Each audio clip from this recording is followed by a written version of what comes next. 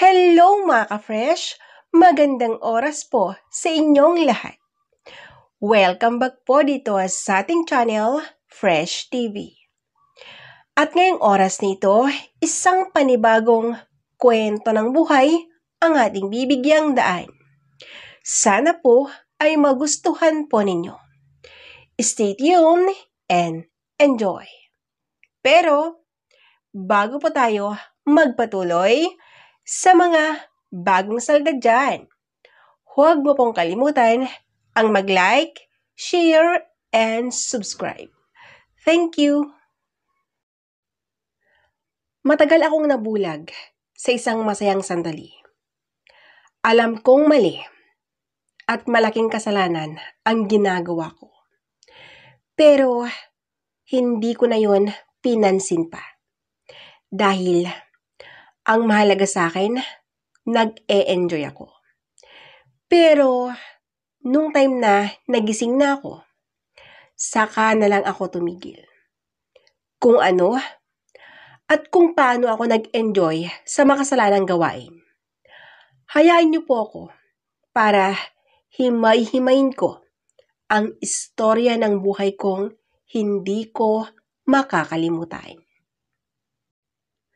Alexa, mahal, buksan mo yung pintuan. Nandito na kami.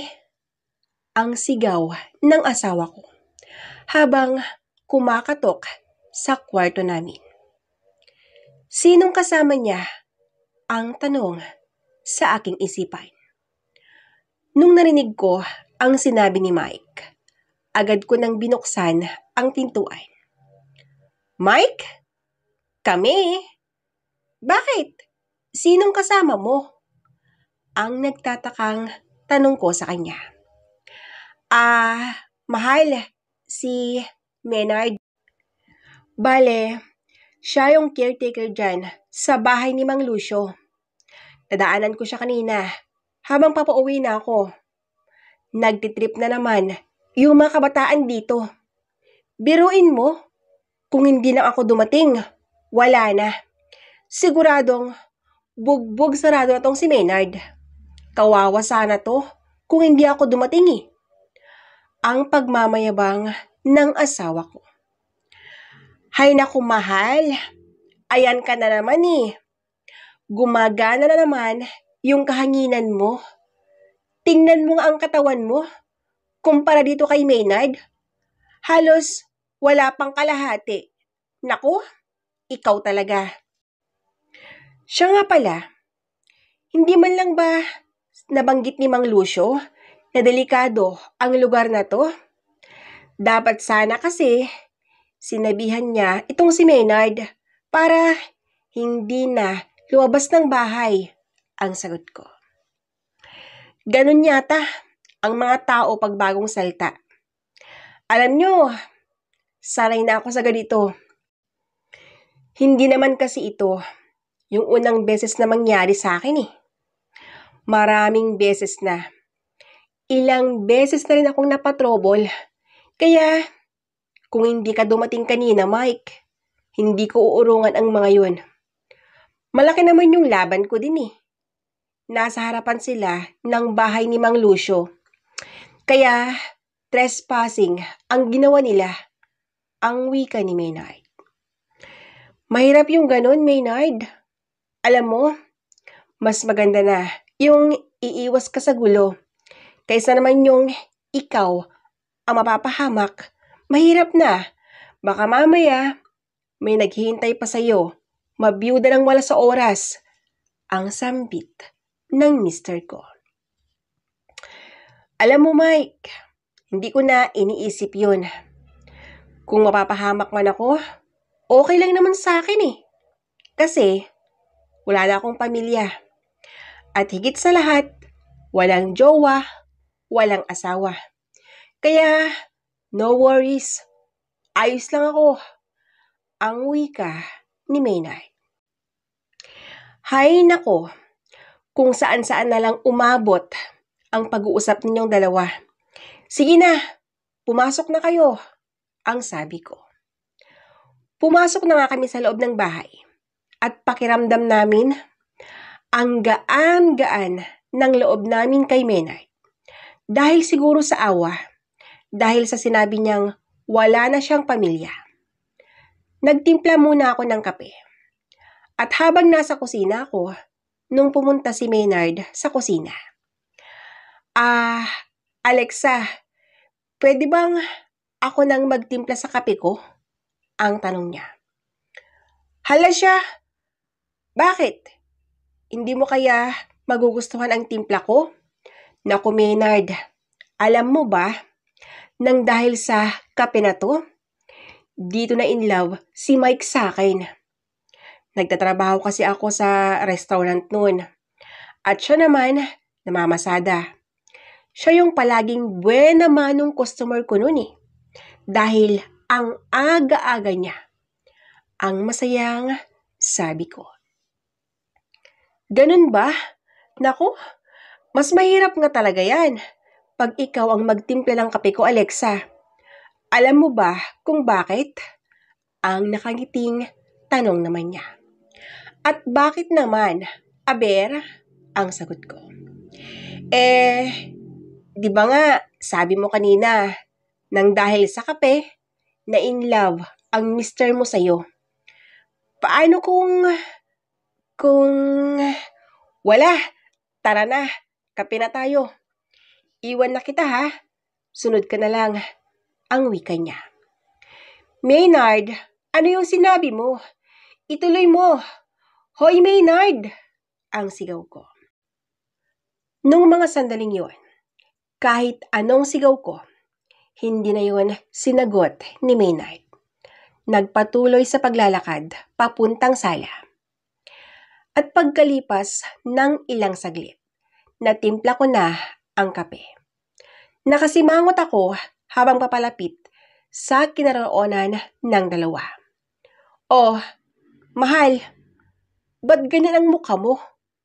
Daig mo pa ang nalugi dyan sa mukha mo ah. Ang sambit ng mister ko. Paano ba naman kasi mahal? To si Maynard eh. Ang daming sinasabi. Pero hindi naman niya tinutuloy. Nakakainis talaga. Ang pagtatampong sagot ko.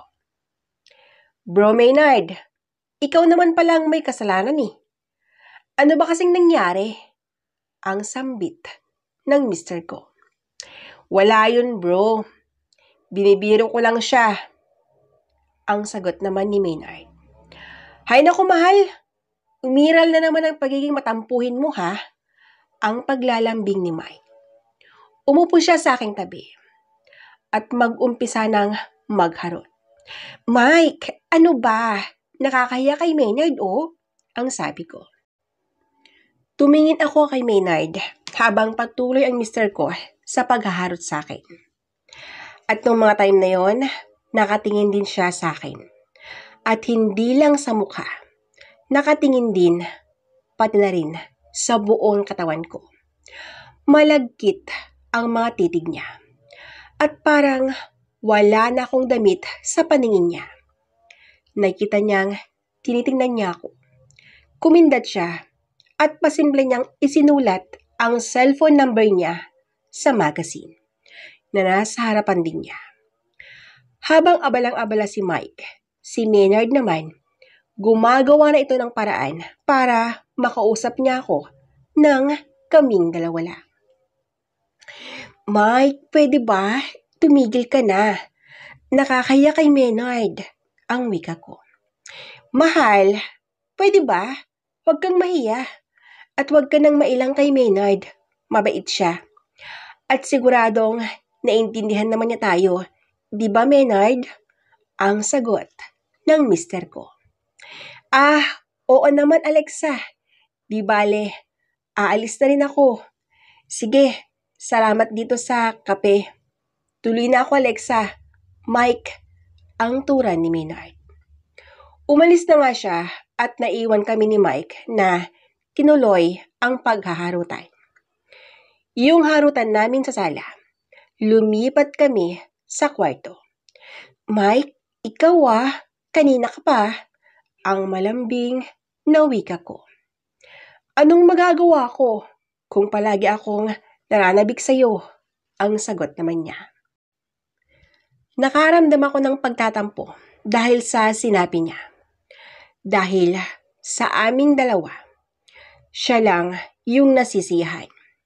Hindi na mahalaga sa kanya kung masihan ako. Basta, ang importante, mag-enjoy lang siya. Palaging ganon ang ginagawa niya. At kapag natapos na, umaalis na ng bahay, namamasada na siya. Bukod sa hindi na ako nasisiyahan, hindi na ako kontento pa sa kanya. Selfish kasi yung asawa ko. Yung mga ibang lalaki, iniisip lang nila ang kanilang sariling kaligayahan. Pag makaraos na, masaya na sila. Yung partner naman kaya nila, hindi man lang nila iniisip yun. Nakakainis yung mga ganito talaga. At gaya ng dati kong ginagawa, nagkukunwari na lang akong nag-enjoy. Ang hindi alam ni Mister, nasasaktan ako. Masakit kaya pag hindi mailabas yun? Dahil napagod ang asawa ko, nakatulog na siya. Tinanggal ko ang kamay niya sa pagkakayakap niya sa akin. Bumangon ako at agad na nagtungo sa sala. Tiningnan ko yung cellphone number na nilagay ni Maynard doon. Pinunit ko ang magazine na kung saan nandun yung number niya. Tinawagan ko siya. Hello, Maynard? Naku, pasensya na ha kung ganun yung asawa ko, ang sambit ko. Alexa, okay lang yun. Huwag mong isipin. Naku, sakto yung pagtawag mo Magtatanong lang sana ako kung may kilala kang pwedeng makasama, ang sagot niya. Makasama? Para saan? Anong gagawin ninyo? Ang nagtatakang tanong ko sa kanya. Makasama dito sa paglilinis. Ang dumi ng bahay Hindi ko to kayang mag-isa. Kailangan ko ng makasama. Alexa, ang wika niya. Maynard, pwede bang ako na lang? Di bale, wala naman akong ginagawa Bukas, pupunta ako dyan ha, ang wika ko. Talaga? Okay lang ba yun kay Mike? Baka naman may masabi siya pag pumunta ka dito, ang sambit niya. Maynard, huwag mo nang intindihin yung asawa ko. Okay lang yun sa kanya. Hindi naman ako lalayo At isa pa, aalis din siya bukas. May pupuntahan sila, ang sagot ko. Sige Alexa, ikaw nang bahala. Basta, bukas, pumunta ka na lang dito Huwag mo sana akong indyanin, ang turay niya. Pagkatapos, ang pag-uusap namin ni Maynard, ewan ko ba kung bakit bigla akong nakaramdam ng tila ba na-excite ako. Hindi ko na sinabi sa asawa ko ang napag-usapan namin ni Maynard. Kinabukasan, hinintay ko munang makaalis si Mike bago ako pumunta sa bahay ni Mang Lucio. Nung nakarating na ako sa bahay niya, bukas ang pintuan. Kaya pumasok na lang ako. Maynard, nasan ka? Nandito na ako, ang sigaw ko. Uy, Alexa, nandyan ka na pala. Halika, dito muna sa kwartong unahin natin, ang sagot niya. Maynard, bakit ganyan? Ang tanong ko. Anong ganyan? Ang sagot niya. Yan ba't wala kang damit? Ang turan ko. Alexa naman, para kang first time makakita ng ganito Pag lumalabas ka ng bahay niyo, marami yung mga lalaki, gaya sa akin, walang damit pang itaas. Mainit po Alexa, kaya ako tinanggal. Ang nakangiting sambit niya. Oo nga, alam kong marami.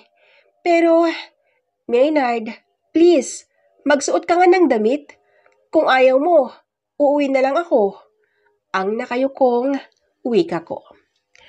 Alexa, Ano ba kasi ang problema? Ikaw naman, dapat nga masanay ka na sa mga ganito. Dahil, una sa lahat, hindi ka naman birhen. Pangalawa, wala naman tayo sa ibang bansa. Kaya, normal lang yung ganito. Ang pangatwiran pa rin ni Maynard. Hindi na kailangan ng sagot ko sa mga sinabi mo, ha? Sige, kung ayaw mo, aalis na ako. Ang turan ko. Oo na, eto na nga magsusuot na nga ng damit. Ang sagot naman niya. Ilang segundong katahimikan. Maya-maya pa ay narinig kong bumukas ang Durabox. Ang alam ko noon, kumuha siya ng damit. Hindi naman pala. Pagkalipas kasi ng ilang saglit, nakatayo na siya sa aking harapan. Hinawakan niya ang magkabilang braso ko. Sabay sabing, Alexa, tumingin ka sa akin. Talaga bang ayaw mong makita na ganito ako? Or baka naman umiiwas ka lang? Pero deep inside, gustong gusto mo naman pala. Ang malambing na sabi niya. Maynard, ano bang sinasabi mo? Para kang ewan Sige, para wala ka nang masabi. Okay, huwag ka nang magsuot ng damit kung yan ang gusto mo. Ang sambit ko. Ang sungit naman nito. Sige na kasi, tingin na. Ang wika niya. Sabay hawak sa aking mukha. At marahan niya itong hinalikan. Maynard, anong ginagawa mo? Ang sigaw ko. Bakit? Ayaw mo ba sa ginawa ko? Kung talagang ayaw mo, sige, pwede ka nang umalis. Ang sagot naman niya. Habang nagsasalita siya, nagkakatitigan na kami. At para bang nagsusumamo ang mga mata niya. Maya-maya pa ay hinalikan niya ang pisngi ko. Sorry ha, hindi ko naman sinasadyang magkagusto sa iyo. Ibang-iba ka kasi sa mga babaeng nakilala ko, Alexa. Pasensya na talaga. Sige, iwan mo na ako dito. Maghanap na lang ako ng ibang pwedeng tumulong sa akin. Ang malungkot na sabi nito. Ang OA naman nito. Okay lang naman na magkagusto ka sa akin Ang hindi okay kung aagawin mo ako sa asawa ko. Bakit, Maynard? Yan ba ang gagawin mo? Aagawin mo ba ako sa kanya? Ang seryosong sambit ko. Nope, Alexa. Hindi ko pinangarap ang sumira ng relasyon. Ang gusto ko lang, iparamdam sa iyong gusto kita. Iyon kung papayag ka. Ang wika niya. Maynard, yun naman pala Anong gusto mong gawin natin ngayon? Ang tanong ko sa kanya.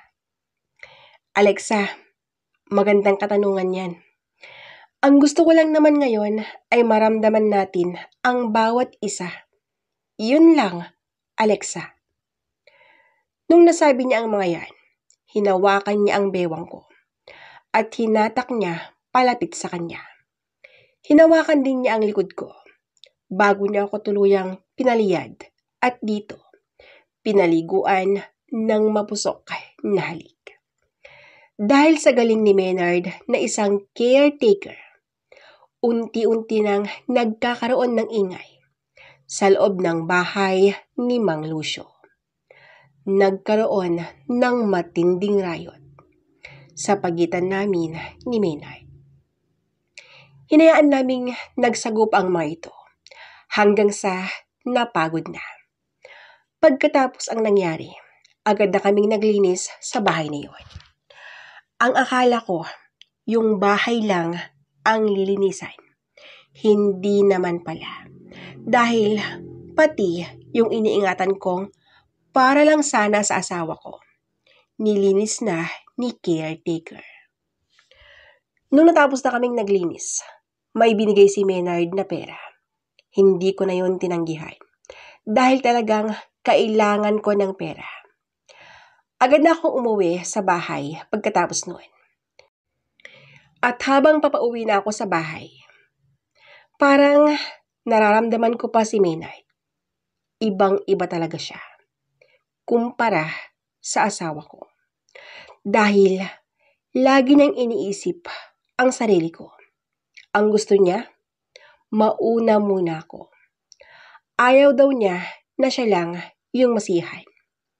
Si Maynard na lang ang laman ng isip ko dahil sa galing nito.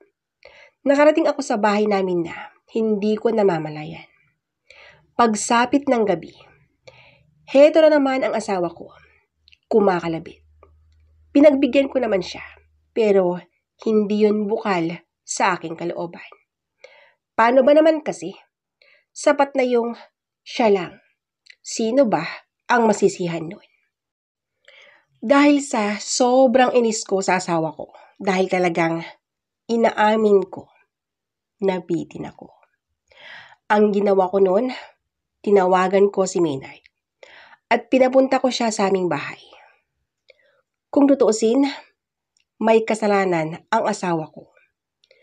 Kung nag-e-enjoy sana ako, hindi ko naman maisipang hanapin sa ibang lalaki ang hindi niya naibibigay. At yun na nga, pag may digmaan sa aming pagitan ng asawa ko, pagtapos na siya, ako naman. Pero ang ginagawa ko sa ibang lalaki, naranasan kong maging masaya sa piling ni Maynard.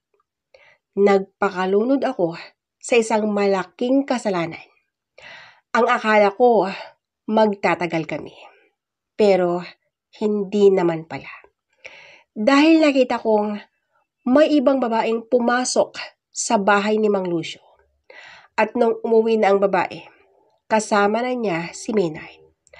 At may dala na silang mga gamit. Dali-dali akong lumapit sa kanila nung nakita kong nag-aabang na sila ng masakyan.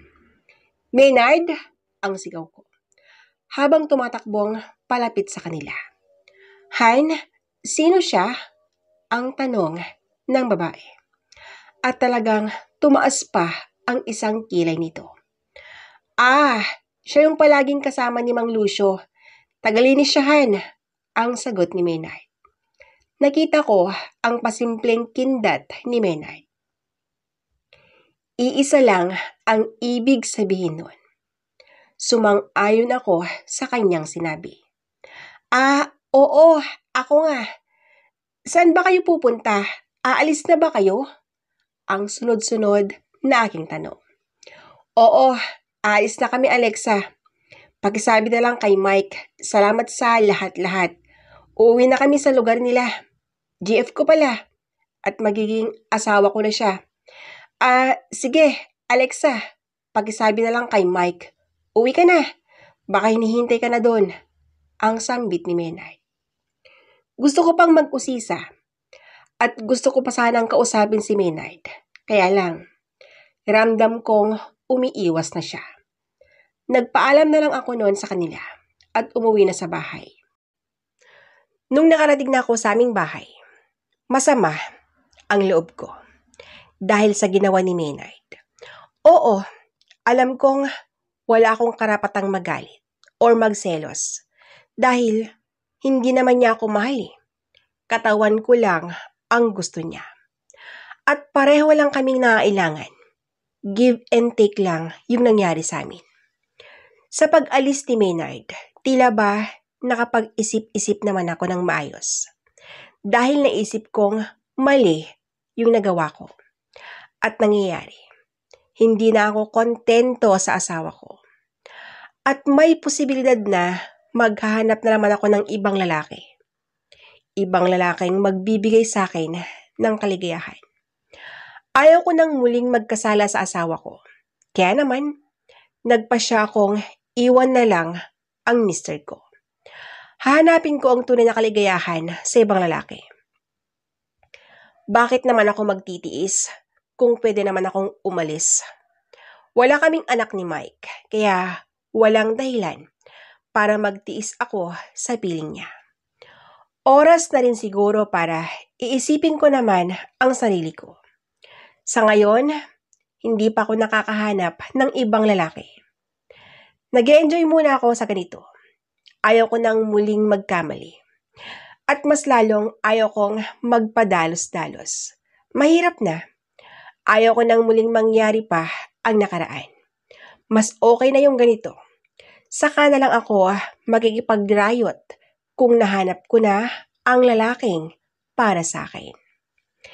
Dito ko na po winawakasan ang istorya ng buhay ko. Lubos na nagpapasalamat, Alexa. At yan po, mga ka-fresh, ang kakaibang kwento ng buhay mula kay Alexa. Sana po ay nagustuhan po ninyo ang kwento ng kanyang buhay. Hanggang sa muli. Maraming salamat po sa inyong walang sawang pakikinig. God bless us all!